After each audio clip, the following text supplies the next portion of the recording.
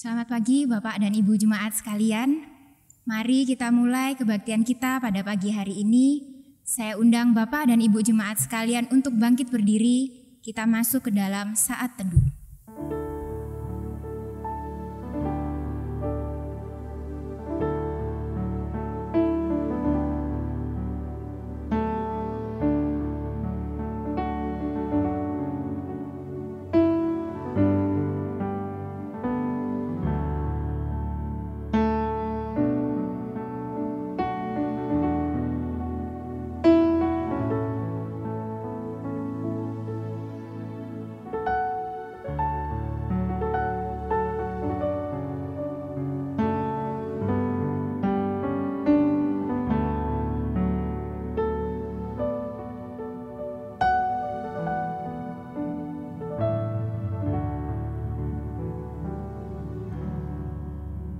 Arahkanlah hatimu kepada Tuhan dan beribadahlah kepadanya dengan sikap penyembahan yang benar.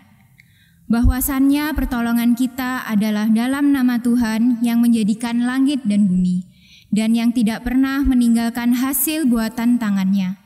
Kiranya turun atas kita sekalian kasih karunia dan damai sejahtera dari Allah Bapa, Putra, dan Roh Kudus. Amin. Firman Tuhan pagi hari ini terambil dari Kolose 3 ayatnya yang ke-9 dan ke-10. Jangan lagi kamu saling mendustai, karena kamu telah menanggalkan manusia lama serta kelakuannya, dan telah mengenakan manusia baru yang terus diperbaharui untuk memperoleh pengetahuan yang benar menurut gambar kaliknya. Jemaat dipersilakan duduk kembali. Kita sebagai manusia ciptaan Tuhan, sebagai anak-anak Tuhan, sudah sepatutnya lah kita memuji Tuhan. Melalui suara kita, pekerjaan kita, dan hidup kita untuk selalu memuliakan nama Tuhan. Mari bersama-sama kita menyanyikan lagu dari KPPK nomor 352, Kusembahkan Hidupku. Kita nyanyikan lagunya untuk ke-4 baitnya.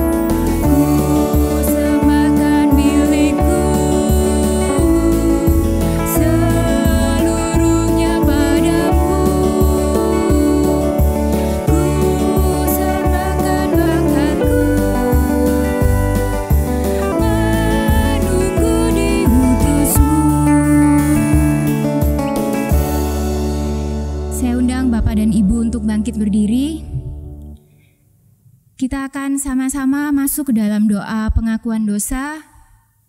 Saya persilakan Bapak dan Ibu untuk mengambil waktu sejenak untuk berdoa mengakui dosa-dosa kita.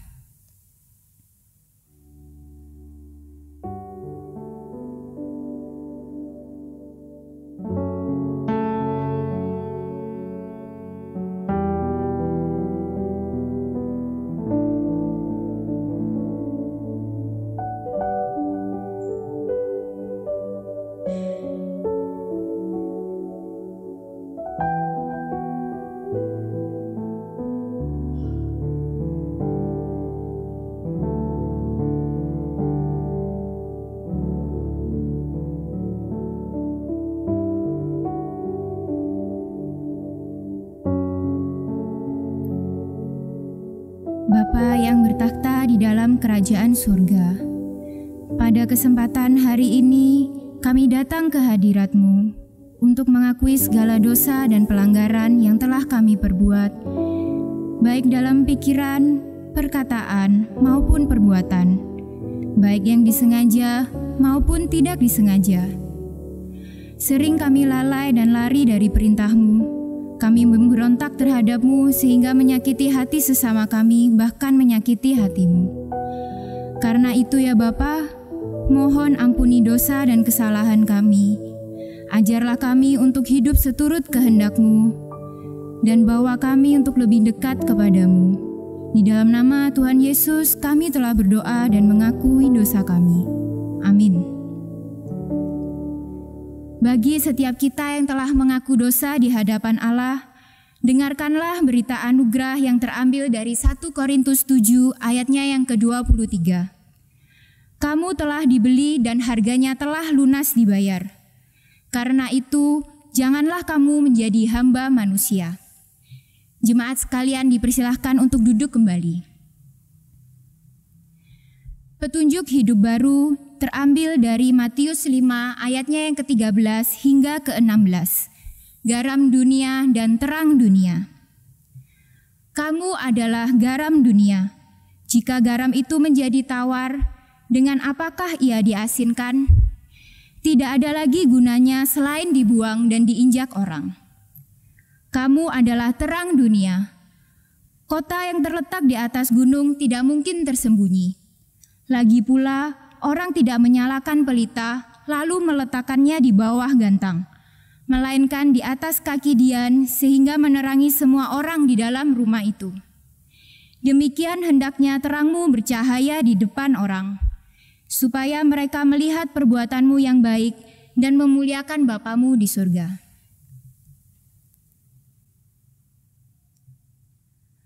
Untuk Dia penjaga membuka pintu dan domba-domba mendengarkan suaranya. Dan Ia memanggil domba-dombanya masing-masing menurut namanya dan menuntunnya keluar. Bapak Ibu, apakah jawaban kita ketika nama kita dipanggil oleh Tuhan Yesus? Semoga melalui lagu yang akan kita nyanyikan sesaat lagi, kita tahu bahwa ketika Tuhan Yesus memanggil kita sebagai anaknya akan menjawab ya. Mari bersama-sama kita menyanyikan lagu dari KPPK nomor 408, Waktu Namaku Dipanggil. Kita nyanyikan ketiga baitnya.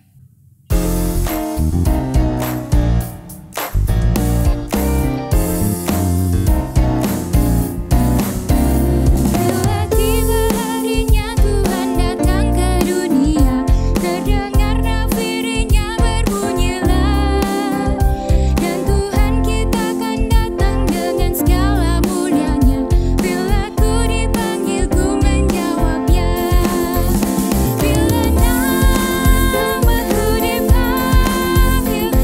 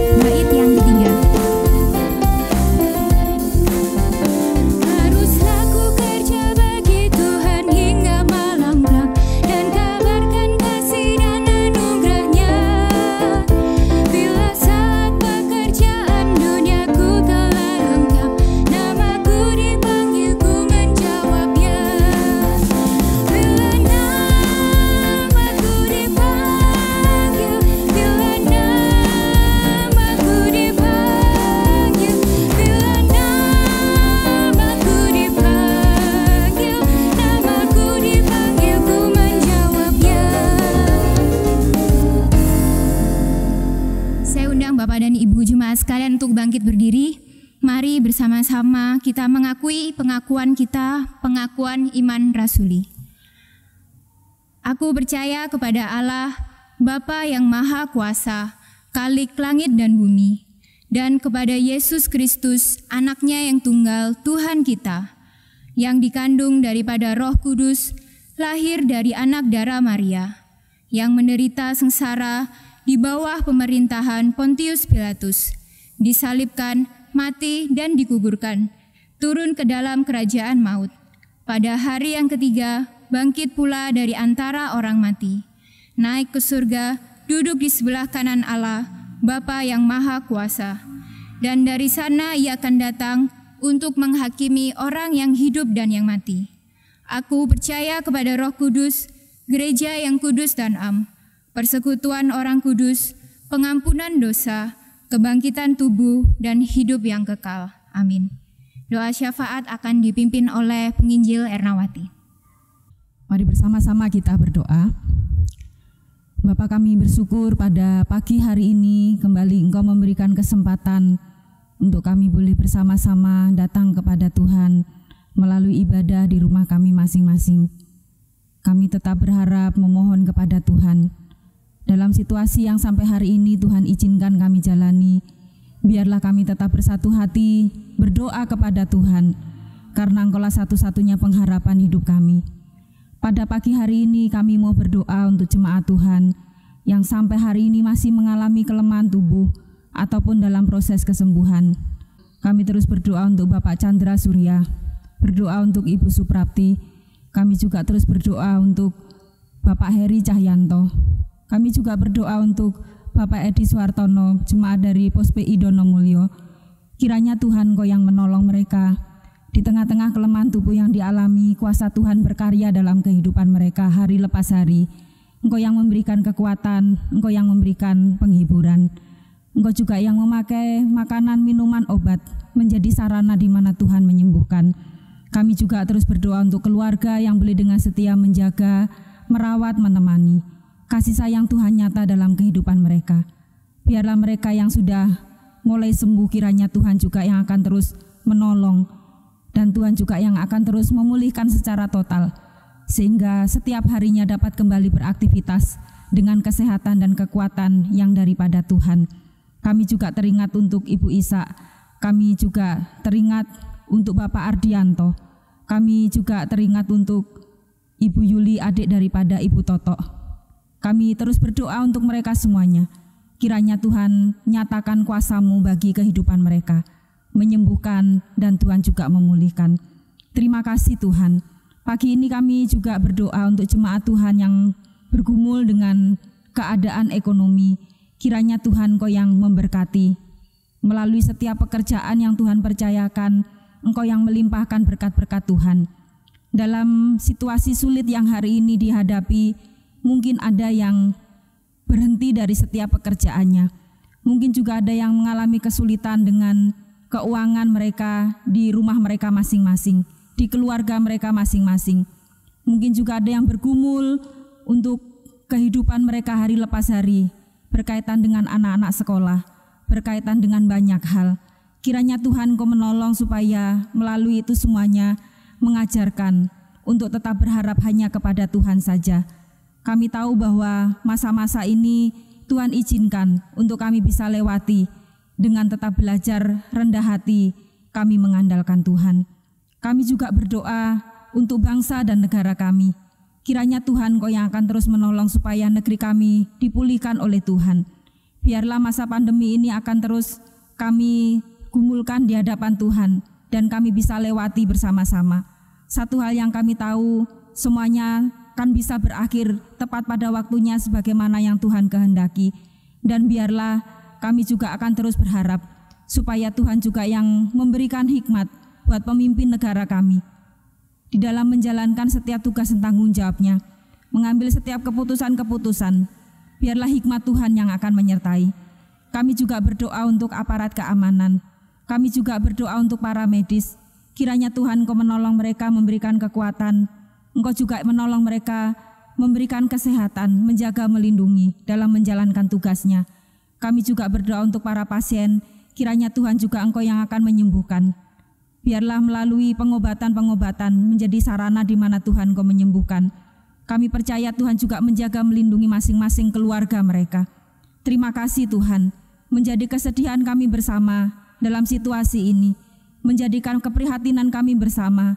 Biarlah masa-masa ini juga kami akan terus melihat akan segala kebaikan-kebaikan yang Tuhan nyatakan bagi negeri kami dan juga bagi setiap kami secara pribadi. Kami tidak bisa mengelak semuanya, tetapi kami belajar untuk kami bisa menjalaninya bersama-sama dengan Tuhan. Terima kasih Tuhan, kami menyerahkan untuk pemulihan ekonomi daripada negeri kami hanya kepada Tuhan. Kami juga berdoa untuk orang-orang yang berusaha mengacaukan akan dan memanfaatkan situasi ini. Tuhan juga Engkau yang akan menegur mereka, mengingatkan mereka, sehingga tidak melakukan hal-hal yang merugikan diri sendiri dan juga merugikan banyak orang. Terima kasih Tuhan Yesus. Kami percaya Tuhan Engkau menyayangi negeri kami, dan kami percaya Engkau mampu memulihkan bangsa ini. Tepat pada waktunya kami percaya pemulihan terjadi bagi negeri kami. Inilah seruan doa kami pada pagi hari ini. Kami mau serahkan dan kami percayakan hanya kepada Engkau. Mampukan kami untuk kami bisa menyikapi, memaknai akan masa-masa ini dengan tetap melihat dan berkata bahwa Tuhan itu baik dalam kehidupan kami. Dan biarlah kami juga akan terus merasakan bahwa Tuhan beserta dengan kami. Terima kasih Tuhan. Inilah hidup kami, seruan doa kami serahkan dan kami percayakan hanya kepada Engkau. Di dalam satu nama Tuhan kami Yesus Kristus, Tuhan yang sudah mengajarkan kami berdoa demikian. Bapa kami yang di surga, dikuduskanlah namamu. Datanglah kerajaan-Mu, jadilah kehendak-Mu di bumi seperti di surga. Berikanlah kami pada hari ini makanan kami yang secukupnya, dan ampunilah kami akan kesalahan kami, seperti kami juga mengampuni orang yang bersalah kepada kami. Dan janganlah membawa kami ke dalam pencobaan, tapi lepaskanlah kami daripada yang jahat. Karena Engkau-lah yang punya kerajaan, dan kuasa, dan kemuliaan, sampai selama-lamanya. Amin. Bapak dan Ibu dipersilakan duduk kembali. Tuhan Yesus telah mati dan bangkit untuk kita. Tuhan Yesus telah mati untuk tebus dosa kita. Ia juga telah bangkit mengalahkan maut. Tugas kita yaitu jangan sia-siakan pengorbanannya. Sebentar lagi kita akan mendengarkan firman Tuhan yang akan disampaikan oleh hamba-Nya. Mari kita bersama-sama menyanyikan lagu dari KPPK nomor 155, Ku Percaya di Bukit Kalvari. Kita nyanyikan ketiga baitnya.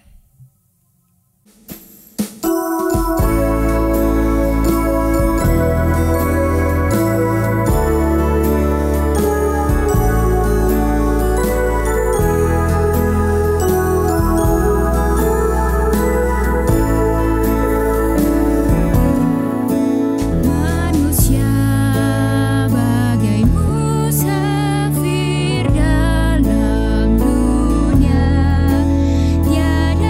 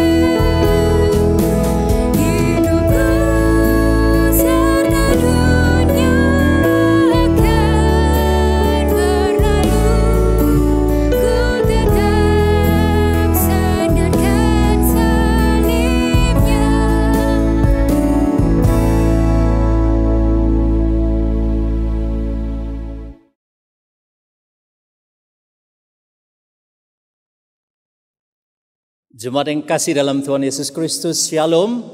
Kita bersyukur bahwa dalam segala keadaan Tuhan memelihara kita. Kita sudah memasuki sebulan lebih di masa pandemi COVID-19 dan hari ini kita tetap masih bisa beribadah kepada Tuhan Yesus Kristus. Saya memiliki pengalaman bahwa menggunakan masker ini menjadi kebiasaan yang baru bagi saya belakangan ini. Saya ingat pertama kali saya memakai masker ini sekitar 10 tahun yang lalu. Tepat 10 tahun yang lalu, ketika saat itu kami melakukan perjalanan ziarah rohani ke Israel, di mana untuk keamanan, untuk kesehatan kami menggunakannya. Tidak biasa, tetapi belakangan ini saya harus membiasakan diri.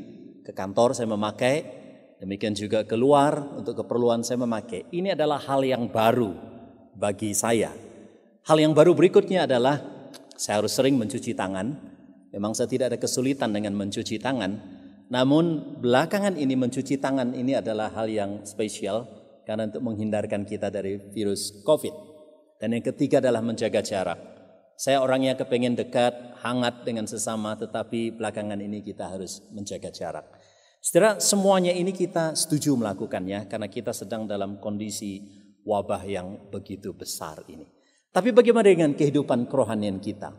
Jemaat sekalian yang kekasih dalam Tuhan Yesus Kristus, di dalam kehidupan kita sebagai orang yang percaya, kita perlu memiliki pengalaman yang baru juga untuk hidup baru di dalam Tuhan Yesus Kristus. Pagi hari ini kita mendapatkan tema yang luar biasa dari Kolose pasal yang ketiga ayat 5-17, yaitu menjadi manusia baru. Menjadi manusia baru. Firman Tuhan berkata demikian kepada kita. Karena itu matikanlah dalam dirimu segala sesuatu yang duniawi, yaitu percabulan, kenajisan, hawa nafsu, nafsu jahat, dan juga keserakahan yang sama dengan penyembahan berhala. Semuanya itu mendatangkan murka Allah atas orang-orang durhaka. Dahulu kamu juga melakukan hal-hal itu ketika kamu hidup di dalamnya. Tetapi sekarang buanglah semuanya itu, yaitu marah, geram, kejahatan, fitnah, dan kata-kata kotor yang keluar dari mulutmu. Jangan lagi kamu saling mendustai, karena kamu telah menanggalkan manusia lama serta kelakuannya, dan telah mengenakan manusia baru yang terus-menerus diperbarui untuk memperoleh pengetahuan yang benar menurut gambar Khaliknya. Dalam hal ini tiada lagi orang Yunani atau orang Yahudi, orang bersunat atau orang tak bersunat, orang barbar atau orang Skit, budak atau orang merdeka, tetapi Kristus adalah semua dan di dalam segala sesuatu. Karena itu, sebagai orang-orang pilihan Allah yang dikuduskan dan dikasihinya, kenakanlah belas kasihan, kemurahan, kerendahan hati, kelemah lembutan, dan kesabaran dalam segala sesuatu. Yang kamu lakukan dengan perkataan atau dengan perbuatan, lakukanlah semuanya itu dalam nama Tuhan Yesus, sambil mengucap syukur oleh Dia kepada Allah Bapa kita. Coba sekalian satu bagian firman Tuhan yang indah.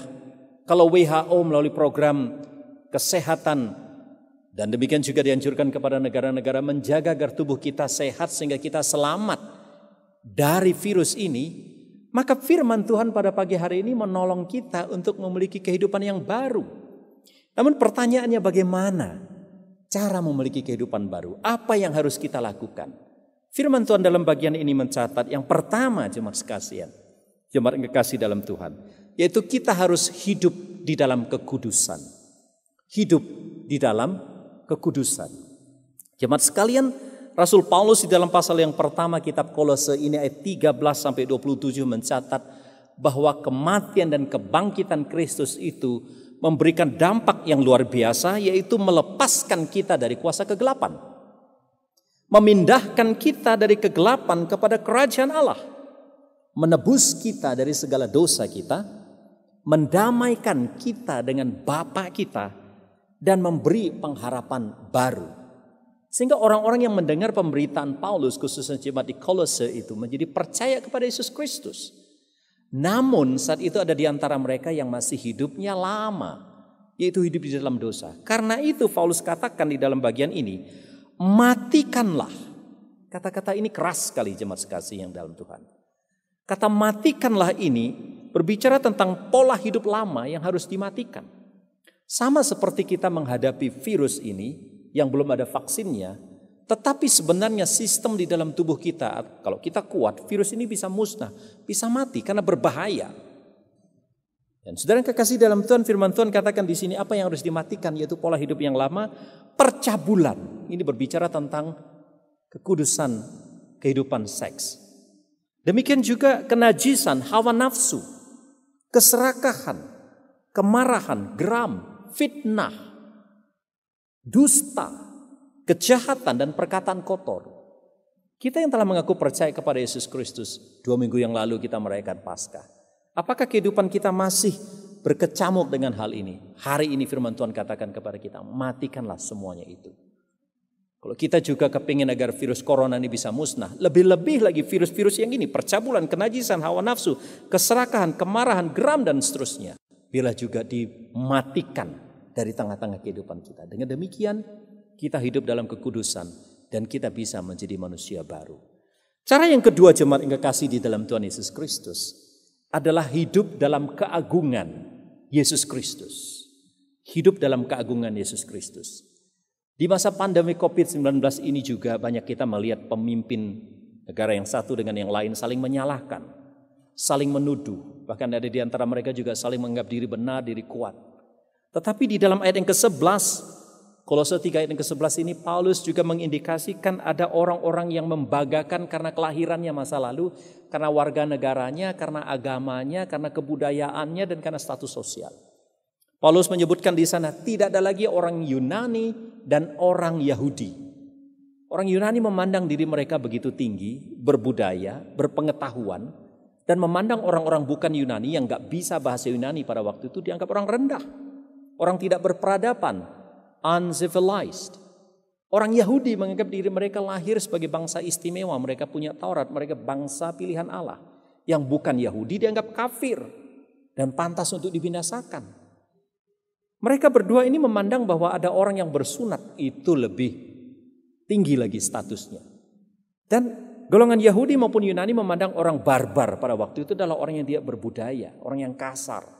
Tetapi orang Skit lebih kasar lagi dari orang barbar. Mereka dipandang lebih rendah dari orang-orang barbar, orang Skit ini. Di antaranya juga ada budak yang tidak punya hak. Saudara yang kekasih dalam Tuhan, menarik di dalam ayat 11 ini, tetapi Kristus di dalam semua. Apa artinya di sini? Baik terhadap orang Yahudi, orang Yunani, orang barbar, orang Skit, budak.